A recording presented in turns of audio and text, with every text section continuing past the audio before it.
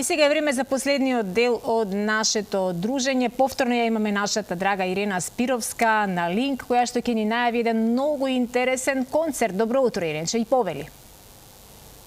Добро утро, Суза, поздрав до тебе и до сите гледачи на нашата утринска програма Добро утро секое утро, кој денот го почнуваат на фреквенцијата на телевизија Алфа. Јас утринава се наоѓам во Македонската опера и балет за да најавиме еден од, слободно може да се каже, најубавите и најзначајните културни музички настани кои што ова лето 2025 ќе се случат во нашиот град, имено по повод 200 годишнината од раѓањето на Јохан Штраус, еден од најзначајните, највлијателните композитори на виенската, па и на светската класика.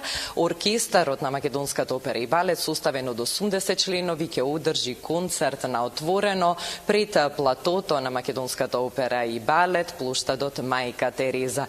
За овој извонреден музички настан во продолжение зборуваме со уметничкиот раководител на операта Христо Саракинов. Пред се, добро утро и како течат подготовките за музичкиот настан кој што ќе се случи в сабота на 5 јули. Добро утро, ви благодарам за посетата во нашата куќа и нормално воедно да ги запознаеме гледачите што точно ќе се случува на 5 јули во сабота, престојниот викенд. Овој културен и убав настан, овој убав проект е, како што кажавте, по повод 200 годишнината од раѓањето на Јохан Штраус, еден од најголемите, највлијателните виенски се извинувам, австријски композитори, ќе се изведуваат полки, валцери, така да отварањето е во 21 часот овде пред платото на Македонската опера и балет.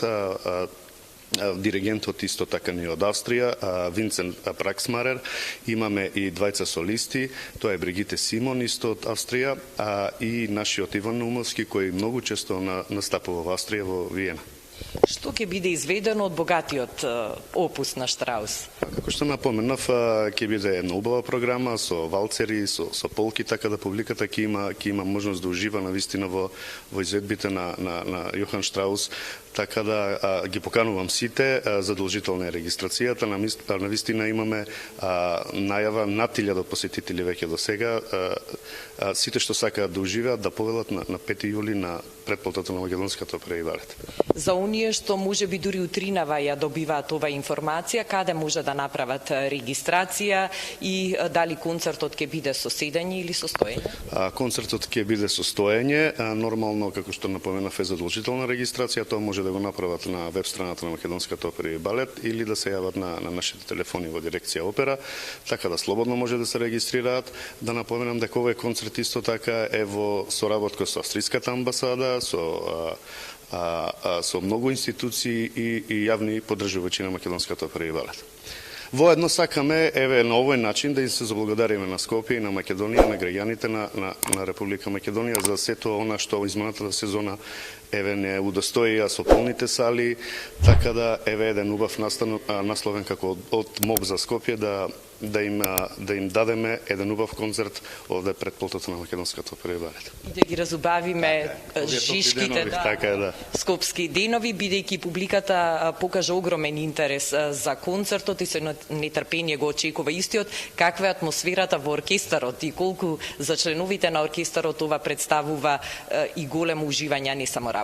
Нормално уживање е за сите, подготовките течат во најдобар ред. Еве, при крај сме, денес е четврток, така да пристигнате си и солистите, така да сите заедно мислам дека ќе уживаме на 5 јули во сабота пред платото на Македонската опера и балет.